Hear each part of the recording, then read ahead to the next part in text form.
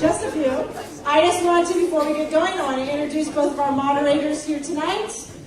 And we've got Ernest Lunning with Colorado Politics. Ernest, you got to wave your hands so we know. Artist and we also have George Brother with 710 KNUS, who is our other moderator tonight. Does someone have the notepads? We were supposed to provide notepads for the candidates, please. We'll get those right away. All right. Well, look at this. Already sharing. God, you guys are great. Anybody need a notepad?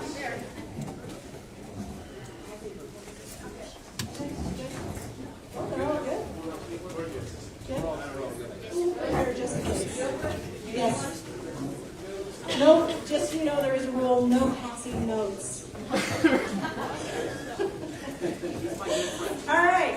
Are we ready to hit this off, guys? George, Ernest, you ready to go? No, they're not ready to go. All right, I guess he is ready to go. Here we go.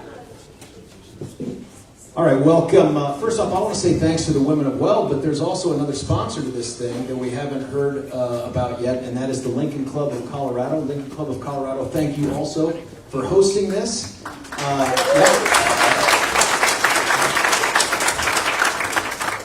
This is the full contact portion of the evening. Some have described it as clothing optional. It's all being live streamed on Facebook. If you go to the Women of Weld Facebook page, you can see it all there. Here's how we're going to do this. You'll notice nobody has any titles up here. Instead, we have decided to go with nicknames we think you should have. I'm kidding. We're going to start with introductions. This is your little elevator speech, but because there are 400 of you running for this spot, we have limited you to 30 seconds each. We'll go left to right, and we'll start with Larry Baber. Lauren Bober. Hola. Hello, everyone. I am Lauren Bober, and I'm kind of excited that we stripped the title away because my favorite titles are Mom and Grandma, and some of you got to meet my grandson today. But I am so glad to be here in Weld County. I am the newest resident of Weld County in the 4th District, and I'm very proud of that.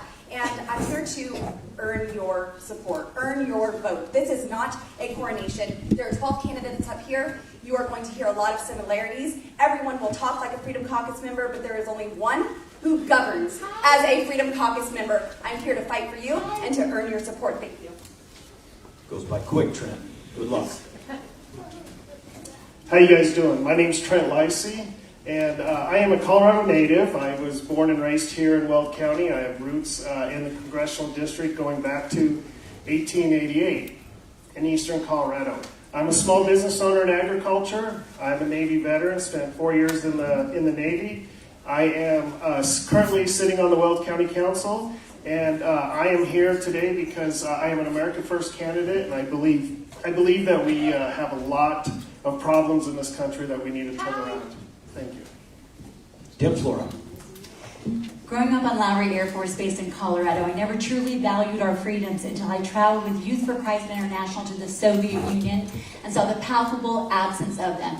It was in that moment that I resolved that when and if that day came to this country, I would fight for our freedoms. Today is that day, and that's why I'm running for Congress. I have fought from the school board to the state house. Now I'm ready to take that fight to D.C. I really would appreciate your support. I'd be honored to serve you. Go to DeborahFlora.com. Thank you so much. Mike Lynch. Well, I gotta say, it's great to be amongst friends.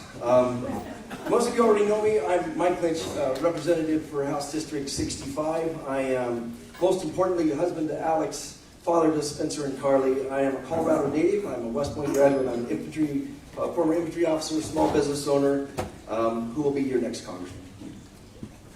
Chris. Thank you to the Women of Weld and to the Lincoln Club for having me here. My name is Chris Phelan. Here's what I stand for. I stand for what I've stood for my entire life and what we stand for in Eastern Colorado. We stand for our children over migrants. We stand for prioritizing America, which means investing in Colorado. We stand for protecting our American values, our borders, and our Constitution, which makes America so great. I believe that each of you is a patriot. Stand for Colorado. Vote for Chris Young for Congress. Thank you. Jerry. I'm Jerry Sonnenberg, fourth generation farmer and rancher on my Centennial Farm in northeast Colorado. I live in the same house that both my father and I were raised in. I've raised my family there. This district needs somebody that understands those issues and has grown up with issues. And I want to be your next congressman to represent you about those issues. Thank you. Ted Harvey. Good evening, I'm Ted Harvey, former Colorado State Rep, former Colorado State Senator, 13 years in the state legislature, fighting for the conservative movement, fighting for the conservative cause for decades. I'm honored to be up here on this stage with these great candidates, but there's nobody up here who has a more consistent record of fighting for conservative issues, conservative values than I have been for the last 2 decades. I'd be honored to have your support. God bless you. Peter, you. Hello, CD4. I'm a former congressional nominee and became a threat to the Democrats in a hardcore Democrat district. I'm also a former executive of some of the largest corporations in the world. And I promise you this, I will get things done in addressing immigration, our economy, and everything else that CD4 needs. And I'm going to do that with a clear plan on how we actually have common sense solutions to win all voters over. I'm asking to be able to speak to each one of you individually so you can learn my plan. Thank you. Richard Holdsworth. My name is Richard Holdsworth, and I'm asking for your vote to be your next congressman in CD4. I'm a retired Army colonel, 29 years of service. I've had 5 overseas tours and 2 combat tours in Afghanistan. I'm also a third-generation rancher managing Buffalo Springs Ranch for 17 years that started in 1982. I've been the general manager successfully of a multi-billion-dollar company. I'm also a no-nonsense conservative. I've served 16 of the 21 counties as a state house representative and your house whip. I want to earn your vote. All right, listen, we're going to go left to right, same thing, but we're going to start one over with you, Trent. We're going to start here, and then we'll wrap up with you, Warren Boebert. 4th Congressional District, no surprise to you guys, it's the most heavily Republican seat on the planet Earth. So chances are extremely good that whoever wins this primary is going to end up going to Washington next year. So here's the question. Given that reality, you get elected, what is your number 1 priority when you show up in D.C.? And I want to emphasize the singularity of that word, priority. Trent. Oh, by the way, I should tell you, 30 seconds for each of you. Thank you. Look, the number 1 priority is securing the border. Securing the border means shutting it down on day 1, on January 20th, when President Trump takes office again. In order to do that, you have to allow ICE to do their job, to deport every illegal alien that is in this country. You need to allow Border Patrol agents to stop the migration that's coming in on the southern border. And you need to provide the resources that are needed to secure our border. Thank you. Thank you. Deb. Definitely securing the border, but the second thing is getting our economy back under control. $34 trillion of debt is immoral and unsustainable on our children. I will go to Washington, D.C., and I will stand for a balanced budget amendment, for single line item vetoes, also single subject appropriation bills. We have to rein in the scope of federal government, which is causing rising inflation, and we'll also release our energy sector, which will drive down inflation as well as defund our enemies. Your priority, Mike Lynch. I will stick with the borders. Number 1 thing we have to get under control right now, primarily because of the flow of fentanyl that we see coming in and killing our citizens. When we have an issue that is actually killing citizens, that should take priority over all other issues. Not only do we need to shut that border, but also modify and change and make more strict the laws that are allowing fentanyl to flow through our country and kill the citizens of Colorado. Chris Phelan, what's number 1? Number 1 is fentanyl. To take care of that issue and the drug issue, we need to secure the border. We also need to go after fentanyl at the source. We need to take out the cartels, and we need to go after shipments in international waters, take them out of international waters. We need to stop any fentanyl from entering our country, either through the borders or at any ports of entry. Thank you. Jerry Sonnenberg. I would argue that Bidenomics has been our biggest issue, and part of that is caused by the border. It's caused by the economic destruction by this administration and what they are doing to, quite frankly, destroy our economy with immigrants, both unhealthy for them and unhealthy for the people here, and makes us unsafe with the border and with our economy. Our national debt is killing us. Ted Harvey, number 1. Thank you. Obviously, immigration is the number one issue facing America right now. Our country is being invaded. I have carried, in my time in the legislature, 13 different bills dealing with illegal immigration, more than anybody else here, more than all of them combined, more than anyone individually. If I get into office, I will carry the bill to put in statute the Remain in Mexico policy that President Trump did as an executive order, and on day one, Joe Biden removed. We need to make that in statute so no president in the future can remove it. It needs to be laws. People need to seek asylum outside of the United States before coming here. Peter, you.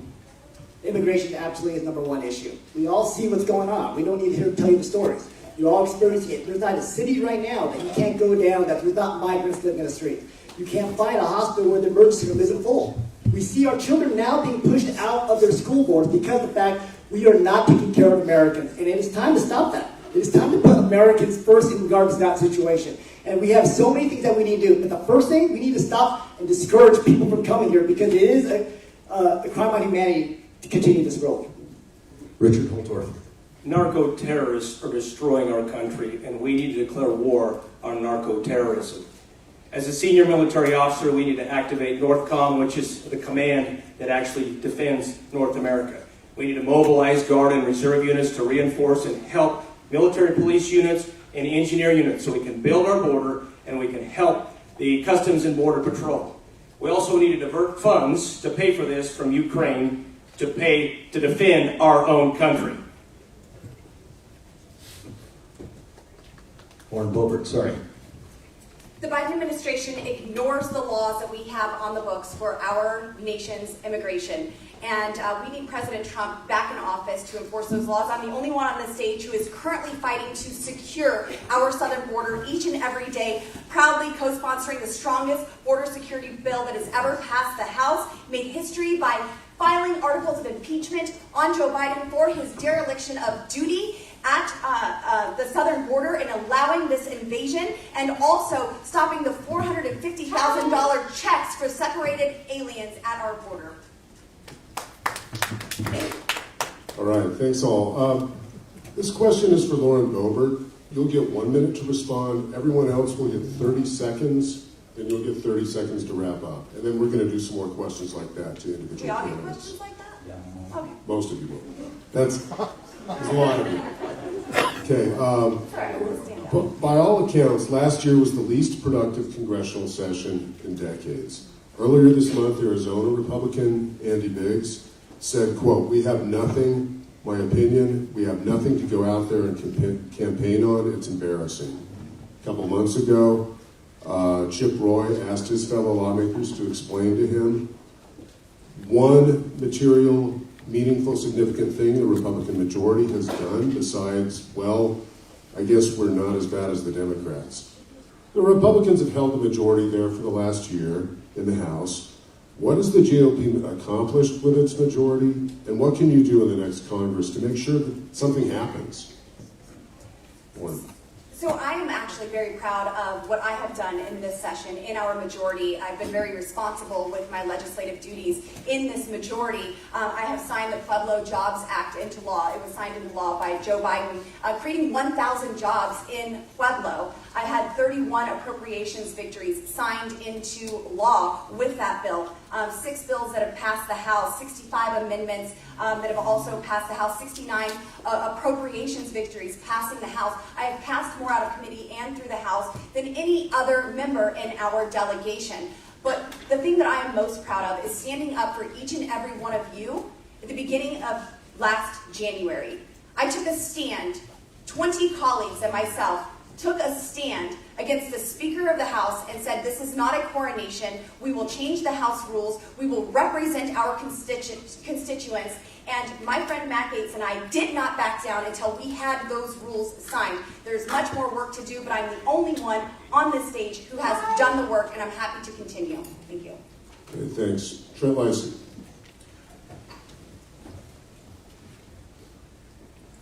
I think there's a lot of things that this Congress could be doing and addressing. They could be fighting against this border debacle that we have going on right now, where we have fentanyl coming across the southern border. It is number 2 in Colorado in deaths in youth and young adults. We have a disastrous economy they're not doing anything, and they could be fighting. Instead, we have too many rhino establishments in Congress right now that are not working together because they don't like Donald Trump and they don't want to see him elected as president. Okay, Deborah, Flora. Absolutely. Well, Ernest, this question brings to the heart of why I'm running. I am not a career politician looking for my next job or for my next paycheck.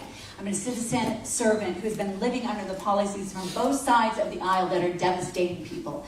Since we have 30 seconds, I want to let you know that we're releasing our roadmap to restoring America tonight, which details exactly the bold, new ideas that I will be bringing to Congress instead of business as usual. All right, thanks. Mike Lynch? You know, the thing about this job is it's really easy, I think, for those at the national level to get really enamored and drawn into this whole national scene. Well, what needs to really happen is the people from the 4th District have issues that Congress can take care of. And those are not necessarily ones that are going to make the big stage, not going to be glitzy and fun, but they're going to be the issues of ag and water and things that we can do at the national level to help the citizens of a congressional district board. Okay, thanks. Chris? Absolutely. I'm actually the only one up here with the most experience at the federal level. And from day one, I will start to create legislation and introduce legislation that will be able to not just make it to the floor, but pass the House and pass the Senate and become public law. That's it. Thank you. Okay, thanks. Jared? During my legislative career, I was often rewarded by the Colorado Union and taxpayers and principles of liberty for my conservative voting record. But that's not enough. I was able to do the work and solve problems, be able to go outside, work across the aisle. That's what I'll do in Washington, D.C. I'm proud of my record. You would be proud to have me as a congressman to work on your behalf to get things done. Okay, thanks. Ted? Yeah, again, I think the number one issue that's facing America right now is our southern border that's being invaded. And this Republican majority that we have has not done anything to stop this administration from pursuing their agenda through the Congress, while at the same time our government is allowing our borders to be open. If I were in Congress, I'd be doing everything I could to shut down Congress until we got this issue dealt with immediately on the southern border, and that's not happening. It will be when I get there. Okay, thanks. Peter? So this is a really important question because last year Congress passed 27 bills. One of them was to commemorate a new coin. I'm not saying that's not important by any means, but people are suffering out there. We got issues going on, and that's what we're working on. And all you always do is you hear a lot of talk. And this is what I hate about politicians. They always put that cart before the horse. And so you always hear people say, well, I brought a bill down to the floor. Well, guess what? It was dead on arrival. We would never do that. We need to have a plan on how something's going to pass before we even take that next step. And that's how we get Congress more productive. All right, thanks. Richard Holtworth? Leadership. Natural-born leadership. Newt Gingrich was arguably the last U.S. Congress Speaker of the House that got anything done for this country with the contract with America. Veteran senior leadership is needed. Deliver something that Republicans and Americans can look up to, because it's not getting done now. I passed 27 bills, resolutions of tributes in 4 years in the State House, elected as the whip. I get things done. Thank you. And Lauren, you get 30 seconds. Kind of wrap up after what you've heard there. Great. So certainly there's a lot more that we need to be doing in Washington, D.C. I certainly wouldn't be bragging about Newt Gingrich. He is the one who created the pay-for-play scheme, where members of Congress have to pay party dues to receive committee assignments. So that's not someone that I would want to brag on when talking about getting things done in Washington, D.C. But there are many of things right here in Colorado that we can fight for when it comes to the top issues that affect you each and every day with your livelihoods, with your farming, ranching, and water, and that is what I have been delivering on in D.C. this Congress. Thank you. Okay, thanks. Listen, we do a little bit differently than the folks before us. We're going to inject right in the middle of this our lightning round right here. It involves a taser. I'm kidding. Although that would be an awesome lightning round, let's be honest. We're going to do this one by a show of hands. Was the 2020 election stolen from Donald Trump? There was election interference, for sure. Yeah. Yeah. If you agree, raise your hand. Ernest wanted to make sure that was clear. You didn't say how many. So. Thank you for putting them both up. I'm gonna go. Listening to instructions. I'm gonna go right to left. Who do you plan to vote for in Colorado's March 5th presidential primary? Richard Holbrook. Donald J. Trump, the next president of the United States of America. Peter, you. I'll be voting for Donald Trump. Yeah. I ran one of the largest pro-Trump PACs in the country. Trust me, I'll be voting for Donald Trump. Jerry. I voted for him in 16. I voted for him in 20. I'll vote for him in 24. Chris. I'm going to vote for the candidate that is on the ballot. And if Donald Trump's on the ballot, I might vote for Donald Trump. Trump. Mike Lynch. Deborah. Voted for Trump in both of the last elections. I'll vote for him again. Rightful President Trump. I will be voting for President Trump, his third victory as president. I'm gonna go again right to left, just so that we're changing it up here. There are no term limits for members of Congress. Would you voluntarily agree to term limits, and if so, how many? I've already signed the U.S. Term Limits Pledge. If you want to drain the swamp, you need to stop people from staying in Congress 10, 20, 30, 40 years like Joe Biden. So my plan is term limits. In U.S. Congress, it's 4 terms or 8 years. In the U.S. Senate, it's 2 terms or 12 years. And the only way you extend that is if you are in leadership, and then you get 1 more term extension. And that begins to drain the cesspool that is Washington, D.C., that some people want to go back to. Peter, you. It's really simple. I won't do more than 3 terms, and I wonder if I can make it that far. I don't anticipate running for more than 6 or 8 years either, but I do not believe in term limits for the legislative branch. I believe that gives way too much power to the bureaucrats in Washington, D.C., like Dr. Fauci, and the lobbyists in Washington, D.C. We need to have representatives at the Capitol that can fight for us, and it takes a long time to figure out the system. And if we cut them too short, we won't have any power in Washington, D.C. Jerry? I believe in term limits. I think Colorado gets it right. And 8 years is long enough to be in D.C. Come back and let fresh ideas go to Washington. Chris Phelan, what do you think? I'd be happy to limit my term in Washington, but I'd like the people to decide that. I don't think that should be a voluntary action. I think that should be decided by the people. Mike Lynch. I agree with my good colleague Richard Holtworth. Deb Flora. I've signed the term limits pledge because the only way we get back to the constitutional principle of limited government that is held accountable by the people is to not make DC your home. This is my home in CD4, and I will be answerable to every single one of you. And for goodness sake, I don't want to live in DC. I want to come back to my home of CD4 after my terms are filled. Absolutely. I mean, the problem with our government today is we have career politicians who don't do anything other than die in office. So yes, I do believe in term limits. I was the first to enter this race because I wanted to compete against Kim Buck. It's not because I wanted a career seat in Washington. How many terms? What's that? How many terms? 8 years. 8 years. 8 years. Lauren Bober. I am a co-sponsor of the term limits bill that just went through the House Judiciary Committee. And one of the fights that we had in January last year during the Speaker's fight was to get a commitment to actually get a vote on term limits on the House floor. Many Republicans will campaign and say they are for term limits, but there's never a vote to actually prove where they stand. So we demanded from Speaker McCarthy that we have a vote on that. He's not speaker anymore, but I believe in term limits for members, not in self-term limiting. But even more than that, I believe in term limits for the bureaucrats. That is the biggest problem in Washington, D.C. How many terms for that? How many terms for Congress? For Congress, it's what the bill says, and I believe that is 4 terms, three terms for the House and 2 terms for the Senate. Thank you. And that is amendable the way that legislation is currently. Thank you. Little less lightning-ish on that one, but this one, I dare you to go long on it. By a show of hands, should the Republican Party take sides in primaries here in Colorado? Oh yeah, sorry. Yes, if raise your hand. Sorry. Thank you, Ernest. wherever you are.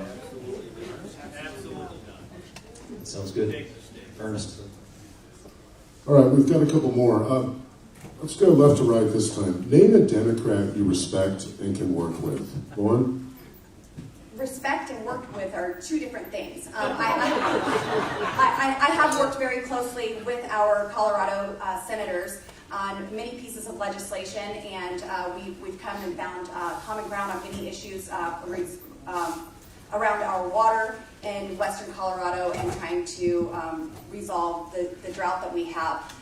But also in the House of Representatives, it's really fun to watch Jared Moskowitz in the House Oversight Committee. He's a Florida man, and just having those conversations. And then one that no one would expect, a Democrat that I have many deep conversations, family conversations with, Jamie Raskin. There was some, I know, I get it. No, policy, respect, totally different. No, but on a personal family level, there's a tender spot there, and I've had some very precious conversations with him. All right, thanks. And Trent, and let's just keep it to some names here going forward. Trent, name a Democrat you respect and can work with. Boy, that's hard. I don't know if I don't know on that one, because the Democrats are hard to work with because it's either their way or the highway. I think the biggest problem that we have as a Republican Party is that we have too many rhino establishments that will not work with the grassroots conservative people. Okay. Deborah? It's a very tough one, because the reality is you can respect someone for being willing to serve, but the reason our country has shifted so far to the left is because it is only the Republicans who keep reaching over and stepping further and further and further. When the width of that aisle is now the difference between freedom and force, between our republic and socialism, that would be a very tough thing. But I will invite every single Democrat to come over to our side of common sense, which is founded in our Constitution. Gotcha. Mike Lynch. I don't know any national Democrats. I'm in the State House. But yeah, exactly. But as my role in minority leader, I had to work. You have to work with Democrats to get anything done, and that's really what's missing from our government right now, is the ability for us to come together, bring your productive idea to the table, and present that to the other side. Persuade them. That's what this job is about. It's a sales job where you're selling your ideology or your ideas to the other side. The one that I've worked best with in the Colorado State House is Monica Duran, the majority leader.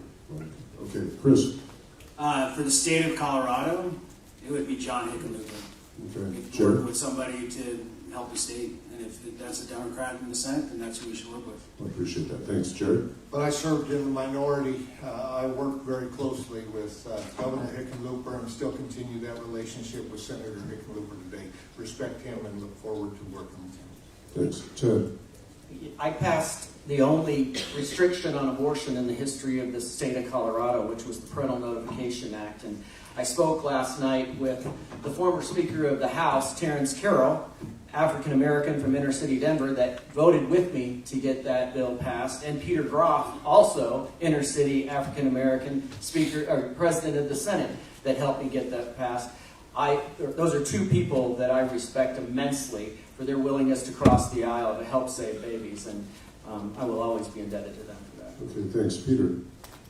Well, this is kind of a moving scale, because some days are great, sometimes they're horrible. And so, I mean, you look at John Fetterman right now, everything he's saying about Israel, everything about the border, absolutely, I think that's a great step right now. I think Kristen Sinema in Arizona is outstanding. She didn't always vote party lines, and now she's probably not going to be in office anymore. So we need people who actually stands up for what's right and not just what party decides. Okay, thanks. Richard Holdsworth. Can you repeat the question, please?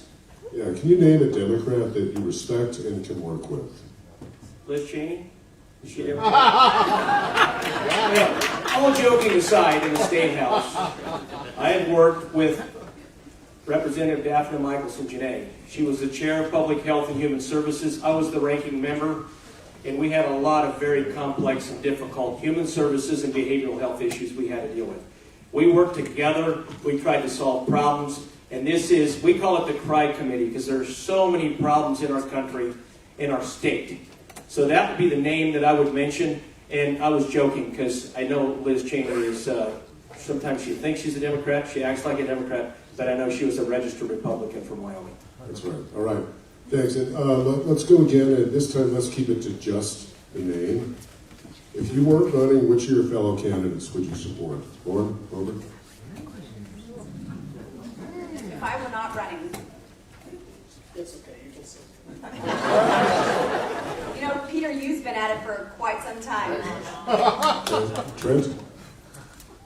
If I were running, If you weren't running, who on this stage would you support?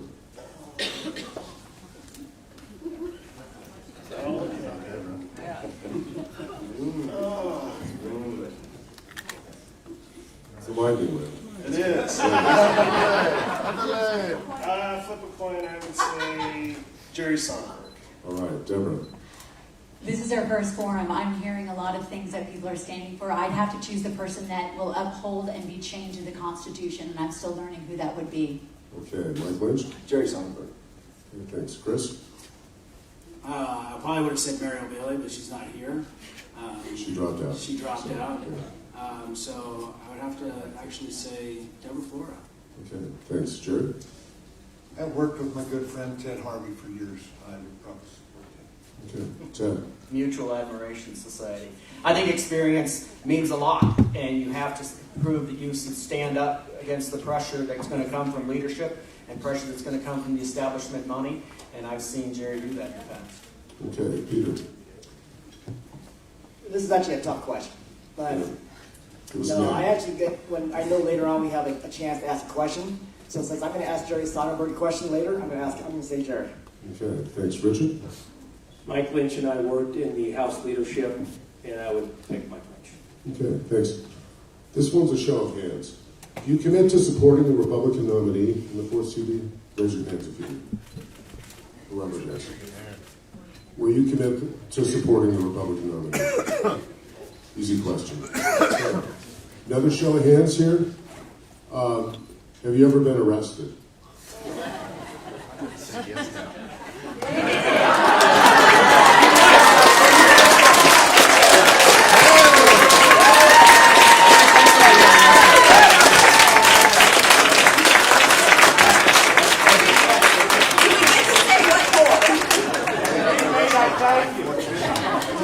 Do we get to say what for?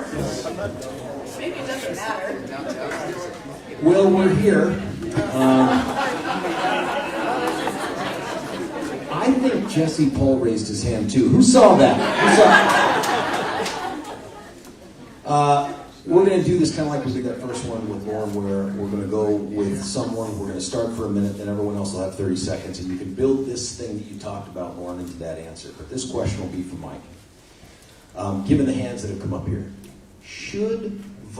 how should voters consider, in a way, a candidate's criminal history? And I think we got to ask that here, because you know what the mainstream media is going to do with all this stuff. How do we talk to voters about our criminal history, and how should they value it? Yeah.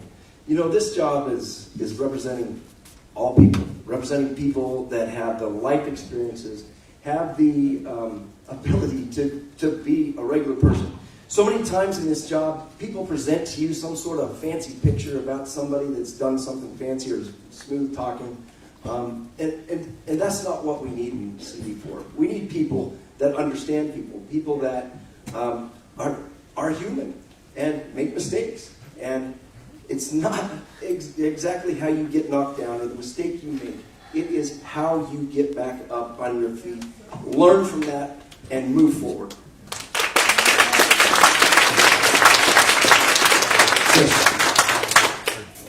Just like Mike said, every person is a person. Every person in this room is a person. We all have our great qualities. We all have flaws. And just the fact that any of these 10 people or other 9 people and myself got up on this stage says a lot about our character and what we believe. And I think that that's important in this, I guess we only have 30 seconds, okay. That's very important in this, what we're doing here in this process. Jerry Chain Gang Sonnenberg. When I was 19, I got arrested for driving 65 and a 55 and spent the night in jail because I didn't have enough bail money to get out of jail. But I was up front. And I need to be up front. And we need to be up front. We're all sinners. We all fall short of the glory of God. We all ask for forgiveness and move on from there. Amen. Tim. Amen. Character matters. And I think it's important that I tell you, when I was in high school, I grew up on Air Academy High School, and I was with some of my buddies, and an MP went by, and a friend of mine ran across the street. And the MP came back by and said, the roads are wet. Don't cross the street when there's people around, drivers around. And then he went off, and about 30 minutes later, he came back by, and I said, I dare you. And one of my buddies ran across the street. And the MP came back and picked us all up and took us into jail. That's the only time I've been in a police cruiser. The statute of limitations are run on that, I think. Peter, you. You know, we're human. We make mistakes. Simple as that. No one's perfect. And your private life is your private life. And I was always told a long time ago, you know, sometimes, especially being in the public eye, you know, how you handle things are actually worse than the crime. And so that's really up for the voters to decide what they think and how it was handled. But you know what? We're human. And we need to make sure that people understand no one's perfect. And we need to realize that we can do better. Richard Holtorf. The unvarnished truth about one's life when you become a public servant is important. They build churches because we are all sinners. Now, I will tell you, I've been arrested twice, and every time it was for fighting because somebody needed a little attitude adjustment. I told my dad both times that I was winning until the cop showed up. Voters need to focus on leadership and accomplishments to pick the best candidate in this race. Laura Bober. Yes, so I was just down in Crowley County the other day, and no one was asking me about my personal life and what issues may have come up in my life. I certainly have had some. I am not perfect by any means. In fact, I wrote a book about many of the things that have gone wrong in my life, but that is part of the American dream. But voters are concerned about inflation, about the economy, about the border, about our farms, our ranches here, and my arrest was just a simple traffic violation that was unpaid. Trent. Yeah, I mean, look, we're not perfect people. You know, there's only one perfect person in this world, and that's Jesus Christ. And you know, I just believe it's how you use that experience to better your life. I certainly have. I've made my fair share of mistakes in life, and I've used those to better who I am. And I think that's what we should do, and that's how we should be gauged. Deb, confess it. No, Deb Flora. George, you wanted me to do that on the air when we were at the station. I did. None of us are perfect. It's the left woke cancel culture that expects that, or else they will eradicate everything that anyone has done. We can all be better for what we've done.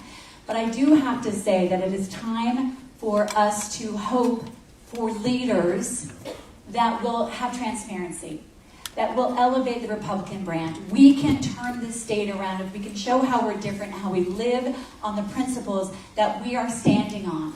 And I'm going to tell you, that is why I'm running, because we deserve people that we are proud of and will carry our values. Okay, thanks. We could spend this entire debate, I think, talking about immigration and the border. I think it's safe to say everyone. Does Mike get? Yeah. 30 seconds to respond. I'll be brief. Number one, I want to say Richard Holtorf is half the reason I go back to that Capitol every day, because of the entertainment that he brings. But I just want to make it very clear that I have taken up for what's gone on in my life, and it has made me a better person. It has made me a better candidate, and I'm moving forward. Thank you. Okay, thanks. We could spend the entire debate talking about immigration and the border. I think it's safe to say everyone, left, right, Democrats, Republicans, can agree the system is broken. Whether this Congress can come up with a deal on the border or not, the question remains, after that, what do you propose doing about the millions of immigrants already in the country?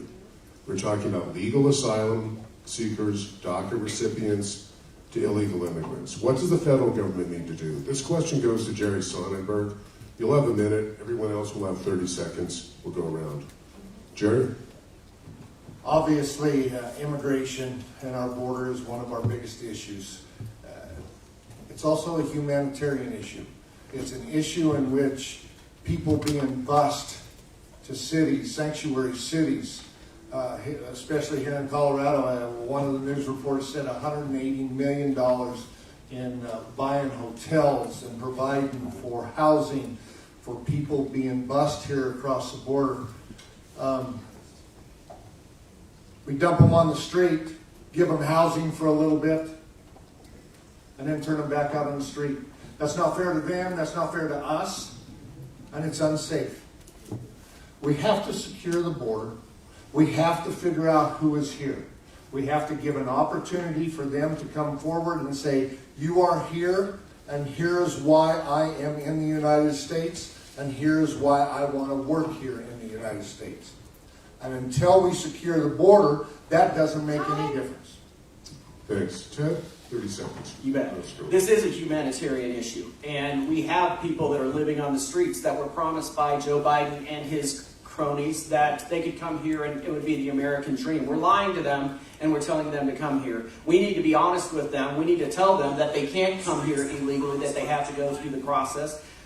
We need to stop incentivizing them to come here as well. That's why I've carried 13 bills to stop it. That's why I'm endorsed by Tom Tancredo. We need to take this issue seriously. And those that have come here in the last 2 years, I would deport them all.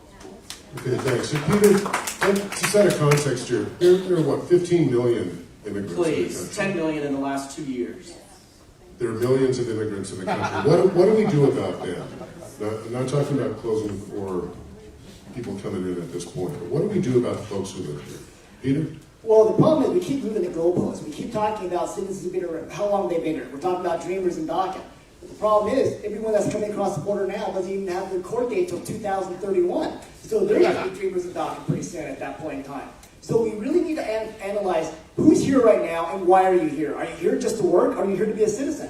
What is that? Or did you actually show credible fear that you are qualified for asylum? Back when Ronald Reagan created his asylum program, only 46% of those people actually became citizens. Why? Because they actually just wanted to be able to work. Let's find out the reasons why. Okay, thanks. Richard Holtorf. Pathway to citizenship. First of all, 3 years of military service, and you can raise your right hand, and I've had the privilege of doing this in administering the oath of citizenship to immigrants to this country. Work visas, 10-year plan. You issue work visas to the ones that want to work. You have passed legislation that says if you work for 10 years, you get to stay here, and we'll fast-track your citizenship. Background checks, and the most important thing, for all those fighting-age Middle Eastern males that have come to this country, they need to be immediately deported back to the Middle East, to those terrorist countries. Full stop.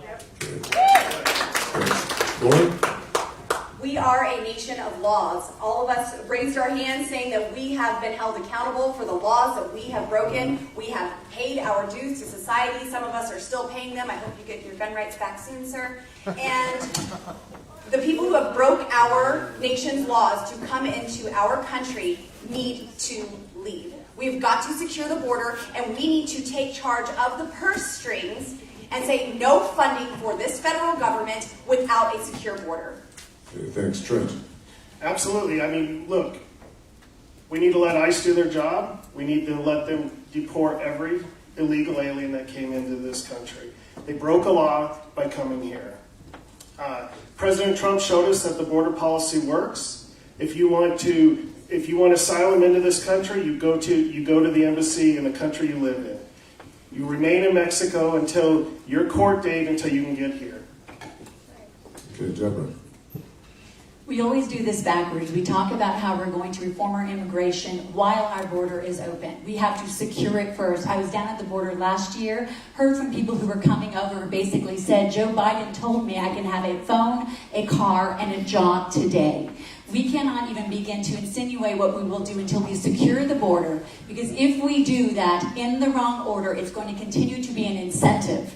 We have to stop federal funding to states, cities that are sanctuary states. We need to reform our asylum policy, and then we have to secure our border, and only then Can we talk about the next steps? Okay, thanks. Mike Lynch. You know, what's been lost in this process is that we have laws on the books that say what to do with them. If we want that to be different, we need to do our jobs as legislators and change those laws. I would make sure that we enforce the laws that are on the books right now. And if that law says that you are an illegal alien, you are an illegal alien, and it's time for you to go home. Okay, thanks. Chris? It's very simple. Buses brought them up here. Buses can take them back. All right, thank you. Jerry, 30 seconds. What you've all heard here. You know, I really don't have anything to add. I think the key here is we have to secure the border before we start figuring out how to understand who's here and why they're here. If we continue to have an open border, it doesn't make any difference on who is still coming, on who's here, who's not here, why they're here, until we secure that border. All right, thanks. Now, this is the time that Peter alluded to earlier. You each get a chance to ask another candidate on stage a question. And anyone who... That's really happening, folks. The other guys were too scared to do it. Too scared. No, this is happening. Whoever brought a question for Justin, not going to be able to answer that or to ask that tonight. So we had a candidate who didn't show up. But please limit your question to 30 seconds. We're not looking for speeches here. And candidate you ask will get 1 minute to answer. Let's start with Deb Flora. Do you have a question for one of your primary rivals? I do, absolutely. Lauren, when Kerry Donovan was going to run against you in the last election cycle, here's what you said in the press. Running for office is a calling, not a career move. Perhaps Ms. Donovan should focus on where she lives, works, and votes, instead of trying to increase her political position by pandering to folks she doesn't even know. I sincerely want to ask this question because I'm a longtime resident of CD4. Can you tell us why that applies to Kerry and not to you? Kerry Donovan had no intention of living in the 3rd District. I have been very clear that this is a fresh start for my family and for myself. I am a resident of Weld County and in the 4th District. I have worked hard for nearly 4 years fighting for all of Colorado and for our entire country. There are many folks that cannot vote for me, and I vote for them each and every day. The crops may be different in Colorado's 4th District, but the values are not. And I'm a proven fighter for the values that you all believe in, that you want secured. Your rights, your children's future. None of us want our children to live in a socialist nation. And I'm the only one here on this stage who has a proven track record of conservative values that I have fought for years, for each and every one of you. And you couldn't vote for me before, but now many of you will, and I will continue to vote for you and fight for you in Washington, D.C. Thank you. All right, thanks. Go ahead. Well, originally I had a very polite question for Jerry Sonnenberg, but since the young lady at the end of the table decided to talk about my gun rights, I'd like to ask her just a really simple question, and that is, could you give the definition of carpetbagger to me? Yeah, 1 minute. Is this a Mary Poppins question? So yes, I have moved into the 4th District.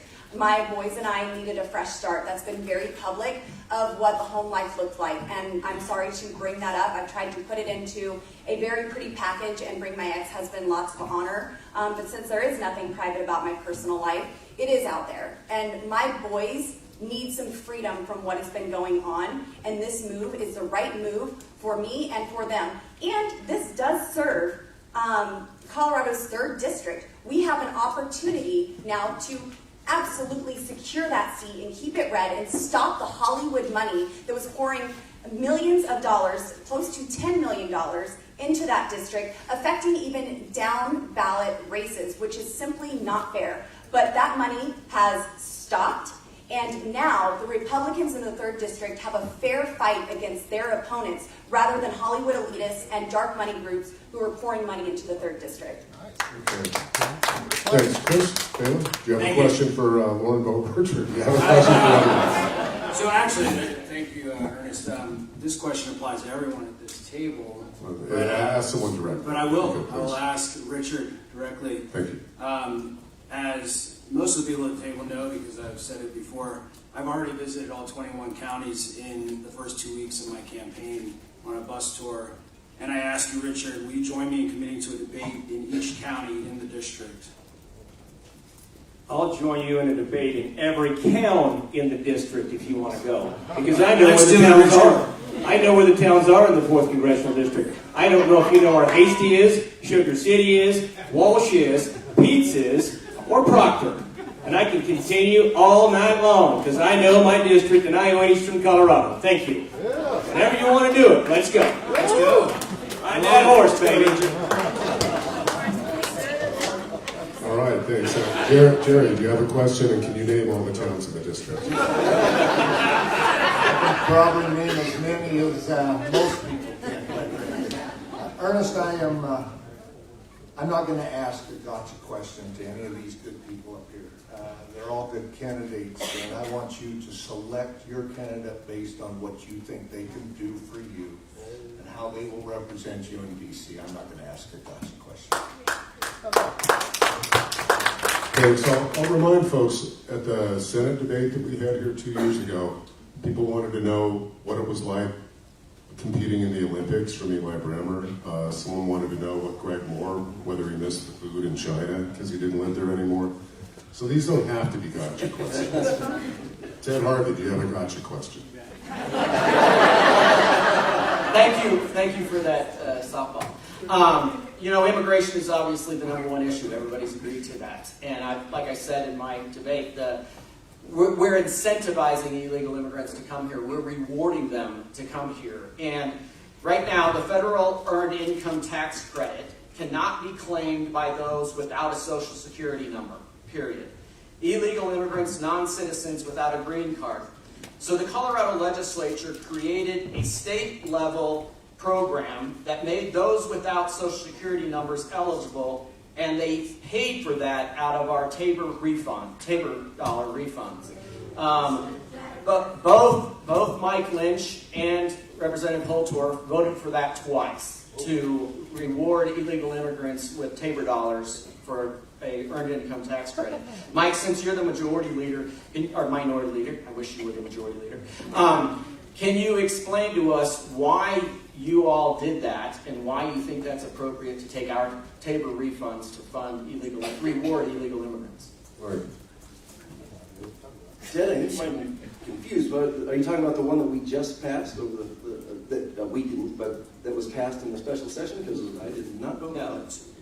In the regular session in the past, last year you voted for it twice. Yeah, I don't believe that the no Social Securities were in that one. Not the Social Security. The state put together a new fund that paid to reward illegal immigrants who qualified for the earned income tax credit to be able to get it.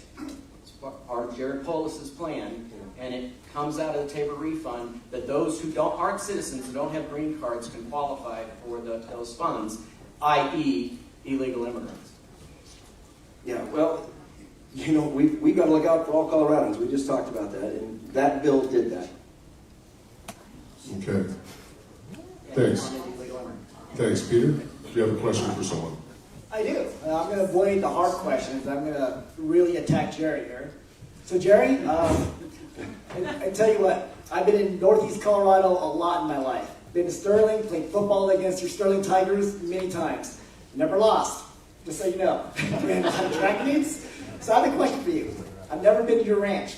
Would love to have a tour of your ranch, and I also think that since you dabble in cattle, you could probably cook me a pretty mean steak. Is that right?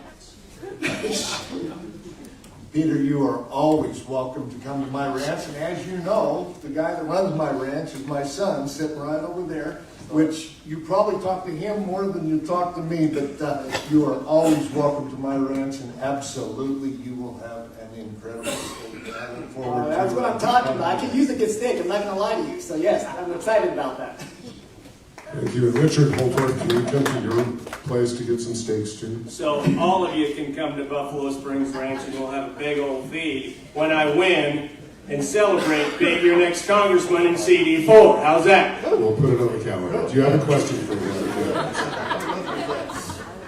Now I do. There's a lot of tough questions to ask, and I think you should be asking tough questions. This is a serious job. This is a serious, serious job for the future of this country. So I'm going to ask Deborah Flora a question.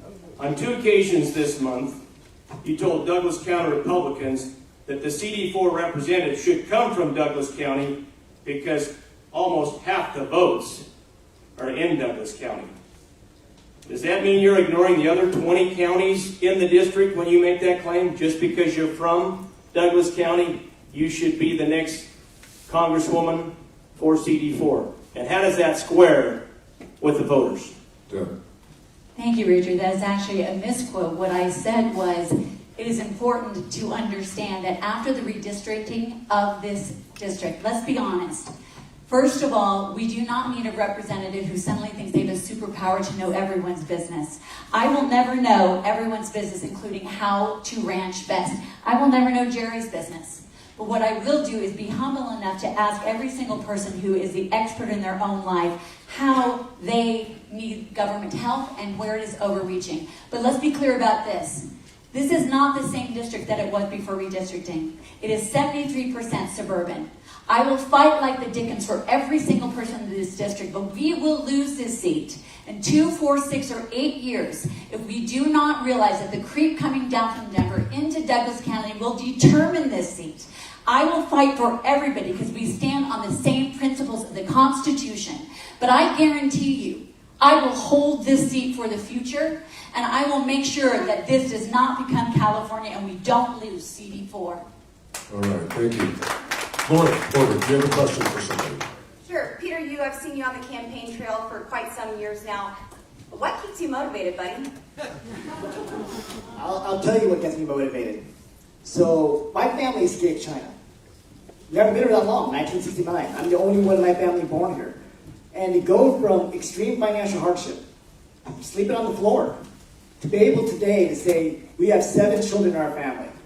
And to go from extreme poverty, not even speaking the language when we got here, to be able to say today, all 7 children are living their most amazing lives. And I owe this to this country to make sure that we pay this back. To make sure that your children, your grandchildren, have the exact same opportunity I have. Because it breaks my heart to see this country. As son of a family that immigrated here legally, we are not sending out the right message. All these people coming across the border, they are not going to be able to achieve what we're doing, and we are sending out the wrong message. And it's unbelievable that your children are not going to have the ability to have the American dream the way I wanted the American dream. And you know what? That's why I keep going. Thank you. Thank you. For our last question, Trent, do you have a question for anybody on stage? I do. My question is to Ted Harvey. Ted Harvey, you say that you ran the most influential super PAC for President Trump, which I would disagree with. It was his PAC, Save America PAC. Since 2013, you've collected over $14.4 million. $9.2 million went to operational costs, while $558,000 went into your pocket, and you only donated twice to President Trump directly to his campaign, a $5,000 donation in 2015 and a $5,000 donation in 2019. Can you explain how this is the most influential Trump PAC? Well, I didn't say it was the most influential Trump PAC. I said it was the second largest pro-Trump PAC. And if you look at campaign finance reports and understand how to read them, you would understand that that's the case. And you would also understand that the legal limit for presidential campaigns is $5,000. That's why we gave $5,000 for his 2016 race, and that's why we gave $5,000 for his 2020 race. But we spent tens of millions of dollars to make sure that he won the election. And we spent tens of millions of dollars against Joe Biden in the primaries, and we spent millions and millions of dollars to elect senators across the country to make sure that we took back the Senate. And I have all of the documentation right here. I was going to call you representative, but you've never been elected. That shows exactly how much, where we spent the money and how we were the second largest pro-Trump PAC in the country. If anybody would like to see it, I have it for you. Okay, thank you. George? I got this. I'm going to hijack this just a moment here. There's this next question is really a Dobbs-related question. You guys know that case. But here's something I don't know. We had that 30 seconds. I just want to know if we could just go down the line, left to right. Do you have kids? How many do you have? And I asked that because when I heard Peter, you say 7 kids. There's nothing more pro-life than putting out 7 kids. I mean, my God, that is. 7 siblings, so I'm 7 kids. I'm talking about your parents. Oh, yeah. Yeah, They have a TV we'll get in there. the We'll get there. We'll get there. Lauren, how many kids? I have 4 boys and 1 grandson, and I am as pro-life as they come. I believe that life starts with And we'll get that. I just want to know the kids' trend. I have four children, three girls and a boy. Yep. I have 2 children. One of them is my daughter right there, who became a PCP at 18 years old, and our son, who is a freshman in college. Mike? I have 2 children, Spencer and Carly. One's at West Point, one's at ASU. Chris? I have 2 boys, Ramsey and Maddox. Jerry? More importantly, 10 grandchildren and 4 children. Holy smoke. Whatever you taught the kids about that health stuff, it stuck. Whatever it was. Ted? 2 kids, great graduates of the Colorado School of Mines. Peter? I missed my window. Didn't have any kids. So, But my 6 brothers and sisters, we got 14 nieces and nephews, and now we got 3 grandkids in that whole family as well. And just to go off of that, 3 of those grandkids are probably going to med school. What a country. God bless America. Amen. Yes. Peter, didn't you play college football? I did. Okay, then best guess on number of kids. totally joking. Totally joking. Richard Holton. I gotta stop laughing. Hold on. Before you start that science. 5 daughters: Naomi, Katie, Ashley, Elizabeth, Jackie. 2 grandchildren: Isla and Manny, and lots of gray hair. Thank you. Ted, this question's for you. This is going to be one of those 1-minute answers. Everybody else gets the 30-second thing. You are one of the pro-life champions that are up here on this stage. Thank you. Yeah, Proud. and you know that as Republicans, we've been fighting like hell to overturn Roe for a long, long time. And with the addition of 3 Trump-appointed Supreme Court justices, that happened. Much of the argument that was made was this is not a federal issue. This is a state's issue. If elected to Congress, would you support a federal abortion ban? And if you were to support any sort of limitation on abortion at the federal level, at what point would it be? Does that make sense when I ask that question? You bet. Well, I'm proud to be dedicating my life to saving the life of the unborn. And that's why I got into politics in the first place. I listened to all of the candidates in the 8th Congressional District, and God bless them, but they didn't understand the Dobbs ruling. The Dobbs ruling said that abortion is not protected in the Constitution, period. It did not say that it is a states' rights issue. States do not have a right to kill unborn babies. Individuals don't have a right. States don't have a right. It just said that it's not protected in the Constitution. I believe that we can't have a patchwork of government that says you can abort babies at 9 months in Colorado, but you can't in Kansas. If Donald Trump was able to get together people and get a compromise bill to outlaw abortion at 10 weeks, at 15 weeks, I would sponsor that bill tomorrow. Peter, 30 seconds for everybody else coming up here. Thank you. So I believe in protecting the life of the unborn. That being said, the last thing you want is the federal government running your life.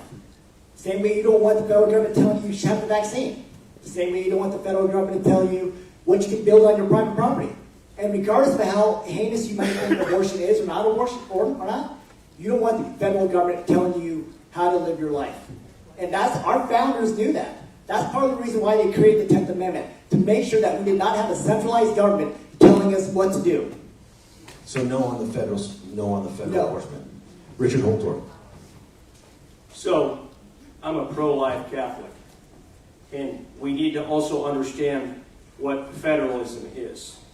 It's a unique element of our country, and I support the 10th Amendment because states need to have rights, and their states' rights also need to be respected. If we say the federal government can ban abortions, what else will they ban? What will the tyranny of the federal government bring to bear on American citizens. We already see that by weaponizing federal agencies. So what else will it be? And that scares me. Lauren Bober. I am very pro-life. I voted in favor of the Born Alive legislation that we passed out of the House.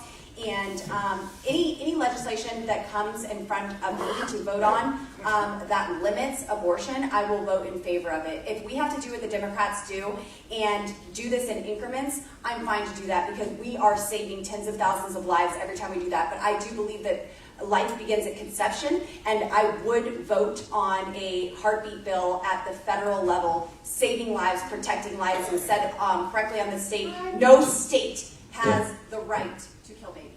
Trent. No, I would not. Look, pro-lifers got a victory when Roe v. Wade was overturned, and it is where it belongs, which is the state level. So I would not support a federal ban on abortion. I would, as Congresswoman here said, I would support a heartbeat bill. Did heartbeat bill at the federal level? No, at the state level. Okay, so no on the federal. Yes, Okay. yes. Thank you. And you would support it at the federal level, Lauren Yes. Bober? Okay. Deb Flora. Yes, I've been standing for life for quite a long time. I was in the board of CareNet, the national board that supports pregnancy resource centers around the country. And the first project that my husband and I made was a film exposing partial abortion that was screened at the March for Life and our Capitol building. Here's what we have to do. We have to begin to have a serious conversation. Because when we live in a state where it is now the abortion vacation destination of the United States of America, we each have to take responsibility and wake up our fellow citizens to having abortion up until the moment of birth is inhumane and immoral. Mike Lynch. No, I would not support that. I mean, it's really tempting to think that that's a good idea when you live in the most pro-abortion state in the nation. It's disgusting. However, that is a states' rights issue. Chris Phelan. As I mentioned before, I have two sons. As soon as I heard their heartbeat, I knew I couldn't live without them. That being said, I would not support a federal ban on abortion. I believe it's a states' rights issue, and that's that. Jerry Sonnenberg. You know, you asked the right person this question. So proud of the work that Senator Harvey did by saving lives. My good friend Marilyn Musgrave is working on a bill federally to ban abortion at 20 weeks. Yes, I would support that. I think it's a national public safety issue, and yes, I would support a national ban. Ted, you have nothing more to say on this topic, correct? I have You a have lot 30 to say. seconds. 30 seconds, Ted. Life, liberty, and the pursuit of happiness. The entire Constitution is based off of the Declaration of Independence. It is a federal issue. We had a civil war over this issue that said you cannot own and you cannot murder people that you think you own. Government is placed there specifically to protect the civil liberties of each and every one of us, every American citizen, but especially those that can't defend themselves. And unborn children in the womb are the most vulnerable, and that's what government is there for, is to protect their civil liberties. All right, thank you. We're getting close to the end here. Gotta leave some time for closing statements, but we have one more question. This Richard Holtorf. Gonna ask you, knowing what you know today, would you vote for Mike Johnson as House Speaker? And if not, who's your pick? We'll give you a minute, everyone else 30 seconds, and then you'll have time to close. Knowing what I know today, Knowing what you know today, the CRs, everything that's gone on with Mike Johnson, would you vote for him for Speaker? I believe I would. Okay. All right. Lauren Bober? Oh, it's my turn. And I'll just add, we saw in Vanity Fair yesterday that you were the one to nominate Mike Johnson. Yes, I was out of order as usual and shouted out and nominated him as Speaker of the House. I know him personally, he's a great man. Oh, do you have 30 seconds? Please. Okay. And so great constitutionalist, great Christian. I am not happy with where we are in the House right now. I do believe that the last CR was his last moment of grace, and there are many members who are ready to take action to remove him from his position. And I would have voted for him, knowing him and his character. Absolutely, I did vote for him after nominating him. But I would still go back to Jim Jordan as Speaker. That is who I wanted as Speaker. That is who needs to be our Speaker. And doggone it, if we can't get Jim Jordan, then let's just bring in President Trump. All right, thank you. Trent.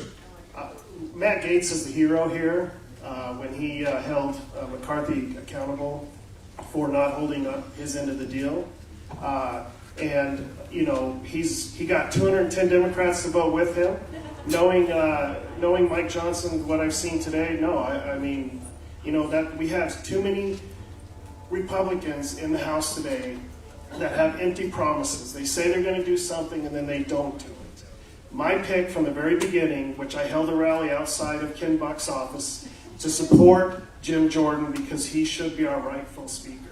Okay, thank you. Deborah. Yes, thank you. We definitely need to have leadership that does not keep kicking the can down the road on CRs. Let's be honest. Congress has not passed a budget in 20 years, abdicating the biggest power that Congress has. Because if we don't want 87,000 new IRS agents, we don't fund them. That is a power of the Congress, and we need to know what it is. I would back Jim Jordan. I respect Mike Johnson and his personal views and his character, but we need a fighter. I spoke with Jim Jordan. He's exactly the kind of person we would need in that position.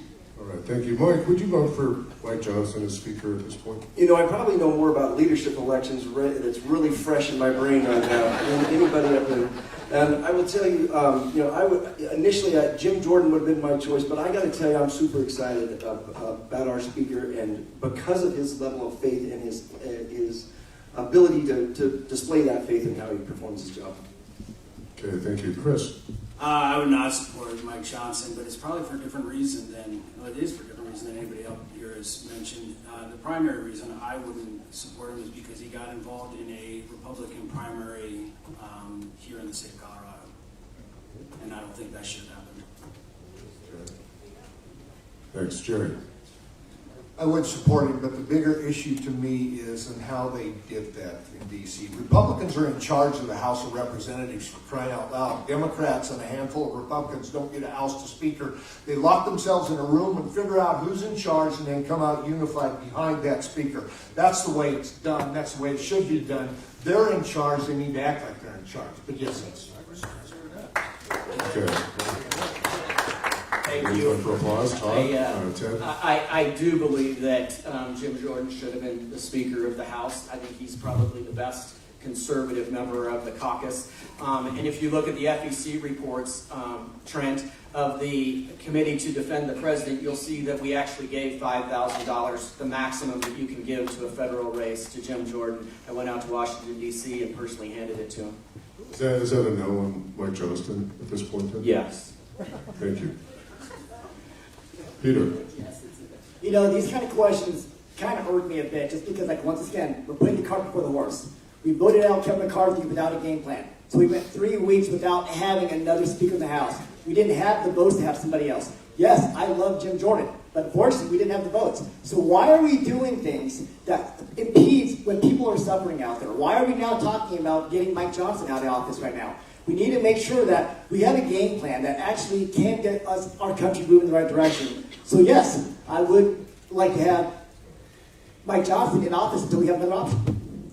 Okay, thank you. And Richard, do you have a little bit to sum up, or as everyone said? You didn't say much. Do I get 30 seconds? You get 30 seconds. Please start my time. Go. We can't have dysfunctionality. You just saw it in the state of Colorado in the State House. Okay? When people want to meddle, when people want to roll leadership for the sake of rolling leadership because we can't solve problems and work it out, as my neighbor and friend over here from Logan County said, we really need to shut the door, get solutions, and come out united. And Republicans constantly are in a circular firing squad, stabbing each other in the back, and the real enemy is the progressive left. yes.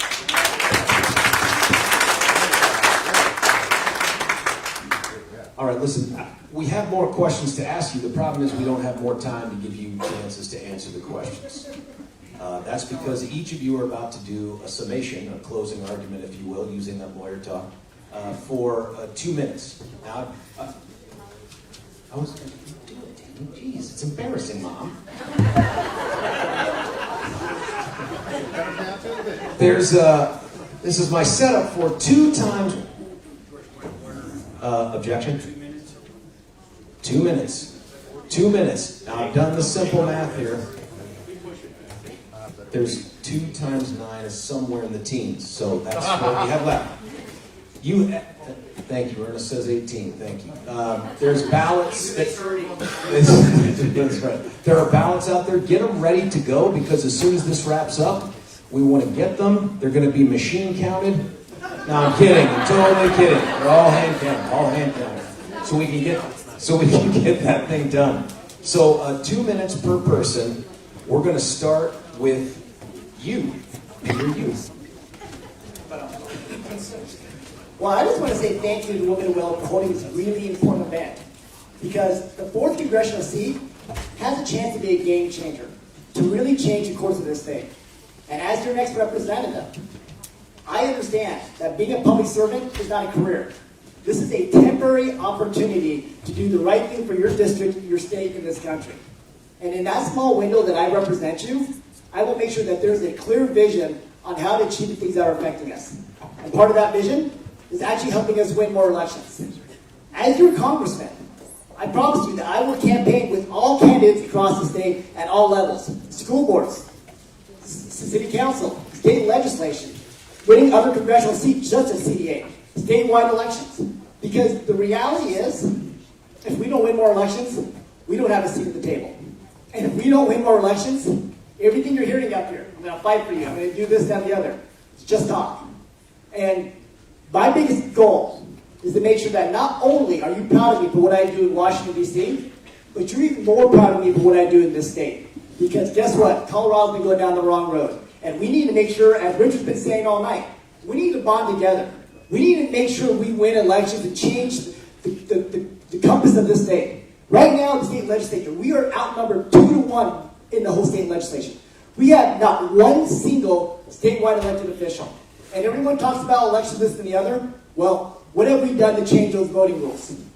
Well, guess what? We need to win more elections to ever even have a voice. And that's what my goal is, to make sure that we take the state back step by step and making sure that you have a congressman who's going to be standing by you to make sure that you win your election as well. My name is Peter Yu. My website is peteryuforcongress.com. I would love to be able to speak with each and every one of you personally on my plan. And this has been an honor. Thank you, Women of Weld. Good night. Richard Holtorf. Thank you for the invitation to come to Weld County, the bastion of Republicanism and the Eastern Front in Colorado.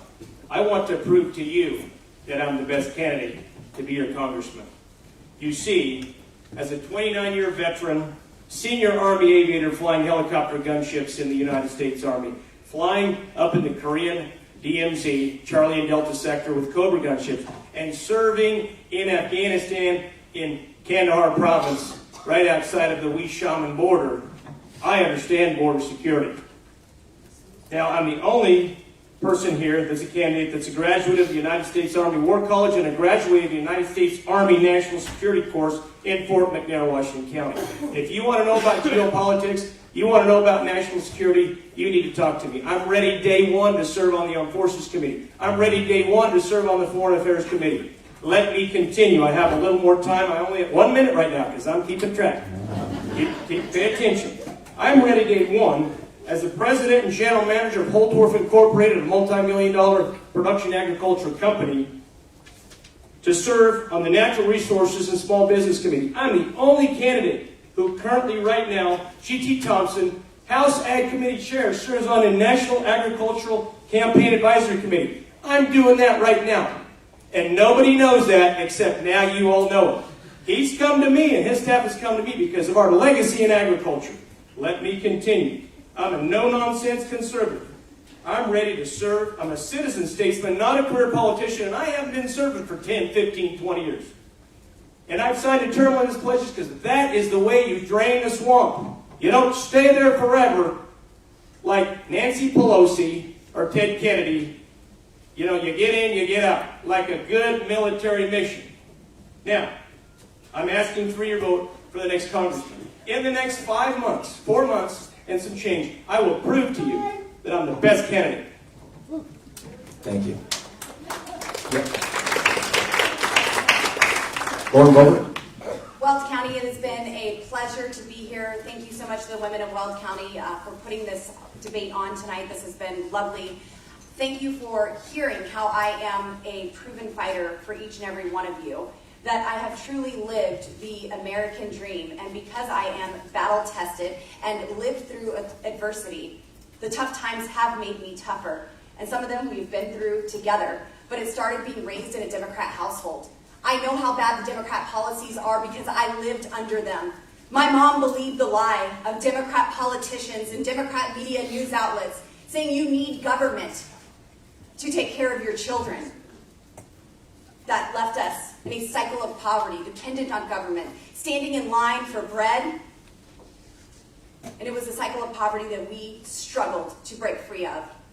When I started working at 15 years old at the local McDonald's, that first paycheck taught me two things. One, I don't like this FICA guy. And two, I could do a better job taking care of myself than the government ever had. And I have kept that work ethic with me my entire life. I have 4 beautiful boys, and a servant's heart is what motivates me. I've served at the local jail. Women who are at risk, at their lowest point. I personally introduced them to the God who could turn their shame into glory and restore their past and give them a glorious future. And that is still my goal today for Colorado and for America, to bring grace and strength. I am pro-life. I'm disgusted by some of the answers that were set up here. This did not sound like the Republican Party answering questions about pro-life. No-nonsense conservative. No-nonsense conservatives don't have 60% voting records. They have 100%. They do not fail you. We have 0% ratings with Planned Parenthood because Planned Parenthood can go fund themselves. We protect life and the unborn. I look forward to earning your vote. God bless you all, and I love you. Sure. I'd like to thank the women of Weld here for this forum tonight. I appreciate it. It is great to be in my home county. And I look forward to your support as your next congressman here in Congressional District 4. Look, I am an America First candidate. I believe that we here in America deserve, our children here in America deserve the right to a government that does not, sorry.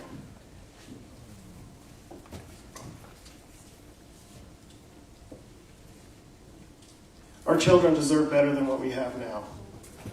And it is sad to see that our government they're destroying our children's lives. They're destroying your lives. And we need representatives in Washington that can stand up against the federal government. The job of the federal government is they have one job: safety and security. Our children, our grandchildren, their children are not going to have a chance at the American dream if we continue to allow the border crisis that we have going on right now. It is time that we send fighters to Washington that can fight, that don't go from one district to another just because they're getting ready to lose that district. Colorado should have 2 pro-Trump fighters, but now they're only going to have 1, and that's me. I look forward to your support. I'm a small business owner here in Weld County. I love this county. I love serving the people. I served once in the military, and I'm ready to serve again. Thank you very much.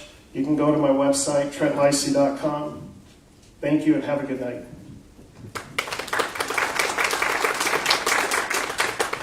Tip floor. CD4 deserves someone who understands what we're fighting for. The reason why I'm running for the seat is for one reason. America is the revolutionary idea that has happened once in all of human history. It's the idea that every single person is created with intrinsic value, therefore inalienable rights, and government has only one job: to protect the rights and the security of its citizens. That is why every single one of you is not looking for a leader, you're looking for a representative. Every single one of you is the leader of your own life, and we need citizen service. servants who understand that we are answerable to you. I am not a career politician. I'm not looking for my next job or my next paycheck. That's why I'm exactly who we need to send to Washington, D.C. A citizen servant that we can be proud of. You see, I see clearly the crossroads that we are at, and I understand what is hurting the families of this country, of this state, and of this district. And I have the courage to bring new leadership, big, bold ideas instead of business as usual. That's why I've outlined a path forward to restore America in my plan, the roadmap to restoring America, which you can get tonight.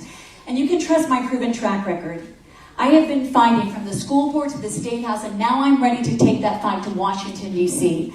As a director of public policy and 710 KNUS radio host, I have been fighting to stop the devastating policies under the dome, stopping injection sites, and fighting against Prop HH. As the founder of Parents United America and the producer of the film Whose Children Are They? I've been fighting tirelessly to flip our school boards, champion parents, stand up for the innocence of children, and restore school choice. I truly believe that if we stand together today, we can restore America. We can save that which Ronald Reagan called the last best hope of man on earth. That is my commitment. I would love to serve all of you and fight for you in Congress. Thank you, and God bless you.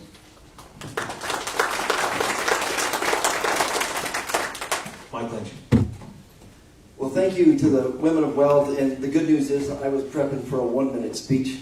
And thank you for there being enough food for those of us that came in late. This was a great event, and it always is. Thank you so much for putting this on. You know, I'm up here, I'm running for the same reason I ever got into this whole business, and that is I was just sick of being led by incompetent people that were leading the way. That's what got me off my duff and got me going into politics. That was 3 years ago, so I'm not a career politician. I have no desire to be a career politician. But it's time that we get back to what this job is about. And this job is about representing people, the people of the district, not representing a self-promotion and somehow this is going to do good things for you. I mean, this job sucks. This job sucks because I do it down at the Capitol. And it's about service to the people.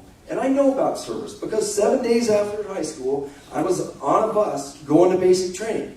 I've led a life of service, and now I have a different way of doing it. I think we have a real opportunity here for you guys to actually get represented in D.C. like you've never been represented before. My name is Mike Lynch. I'm a Christian. I'm a conservative, and I'm compassionate about CD4 and would appreciate your vote.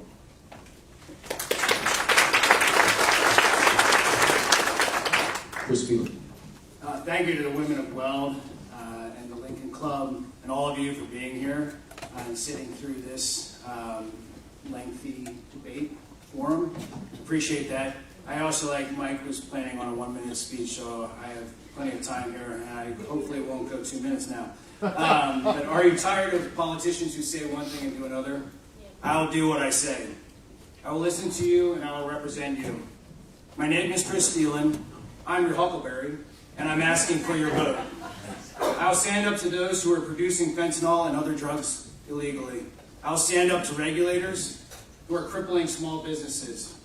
I'll stand up to government overreach and will limit government to what it is intended under the Constitution.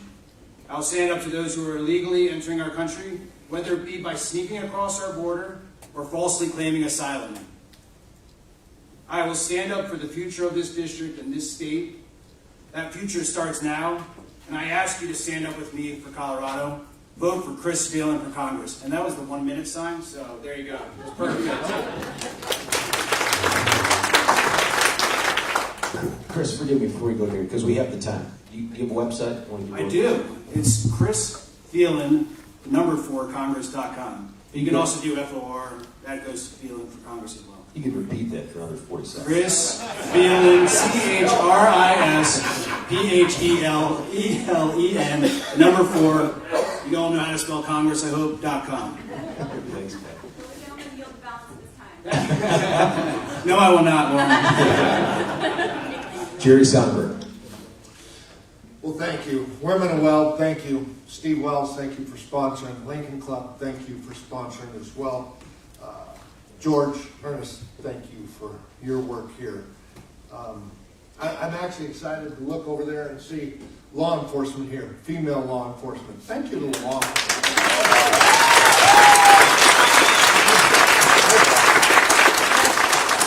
I'm also thankful that you're here, that you took the time. There are other places you could have been tonight.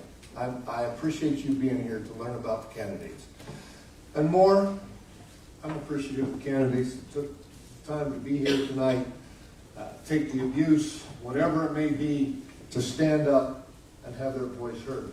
I'm proud to be here at this table with you all.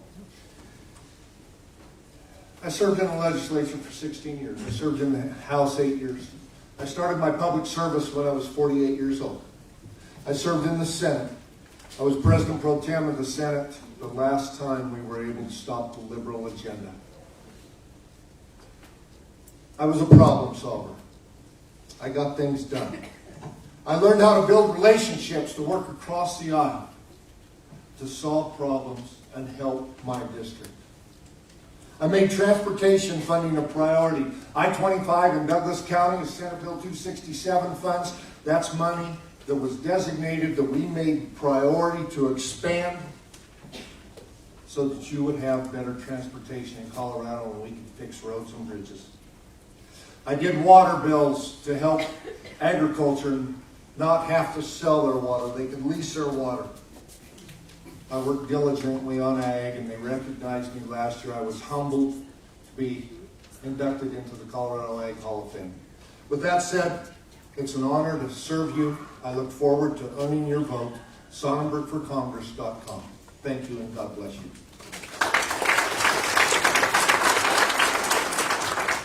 Thank you for the reference to law enforcement. I think many of you know that your tickets came with a consent to search your vehicles. Thank you for doing that during the course of the... We'll be revealing the results of those searches at the same time we do the straw poll. I thought Holtorf was going to bolt for the door for a moment. Got too many guns in my truck. Ted Harvey. Thank you, George, and thank you, Ernest. Appreciate all of your hard work. And thank you all for being here and the women of Weld. I do want to thank the state representative for this district as well, because one little secret is Gabe Evans was my aide when he was 15 years old and a homeschool kid. All of my aides when I was in the legislature were homeschool kids, and he was one of them when he was 15 years old. I think this election is about who can serve this district the most to go to Washington, D.C. and stand for our conservative values. And I think if you learned anything, I have been fighting for our conservative values for decades. And whether it's on immigration, whether it's on life, whether it's on election integrity bills, where I carried a half a dozen election integrity bills, whether it's on education reform and school choice, I have worked passionately on that and currently started a charter school for kids with dyslexia, and I'm on that board. I am passionate about the Second Amendment and have been awarded the Lifetime Achievement Award by Rocky Mountain Gun Owners with their 50 cal award. Every one of the issues that I am passionate about, I will go to Washington, D.C. and continue to fight for those. I believe that our nation is in the middle of a second Revolutionary War. We are literally fighting for the soul of our country and everything that it represents. And we need to send a proven warrior to Washington, D.C. to fight against the establishment. The establishment in both parties, the Democrat Party and the Republican Party, not to mention the CIA, the NSA, the FBI, the DOJ, that have done everything they can over the last 7 years to undermine Donald Trump and his administration. Somebody needs to hold them accountable. When I get to Washington, D.C., I will hold every single one of them accountable. If they're violating our civil liberties, violating Donald Trump's civil liberties, they need to be held accountable, and I will do it. Ted Harvey, tedharvey.com. Thank you guys very much. Appreciate it.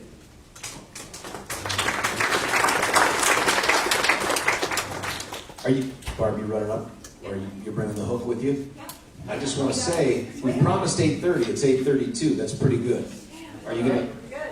Don't anyone go anywhere. George Brocco promised while we're counting votes, it's going to stand up and do a stick routine. Right, are you? Oh, you're going to strip? Barb, can I say one thing that I forgot? Thank you all for your dedication to serve this Let's state. give it up for our candidates. I had that written down and I forgot.